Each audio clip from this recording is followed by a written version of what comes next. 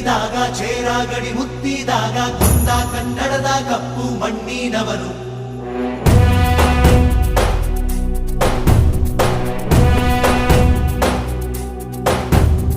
ವಜ್ರ ಬಲ್ಲಾಳರಾಯ ಸೋಗೆ ಬಲ್ಲಾಳರಾಯ ಕತ್ತಿಗಲೆ ಬಿತ್ತಿ ಹೋದ ವಂಶಾದವನು. ಈ ಸೀಮೆಗೆ ಶಿವ ನೀಡಿದ ವರವೋ,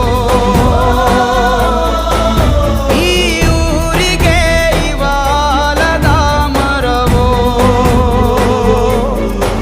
ಮೂರು ಸುತ್ತಿನ ಕ್ವಾಟೆ ಕಸ್ತಿಗೆ ನಿಂತ ಗರಡಿ ಮನೆ ನಾಯಕ. 6,000 ದಂಡು ಬಂದರು ಬಿಡನು ಕಾವಲಿನ ಕಾಯಕ.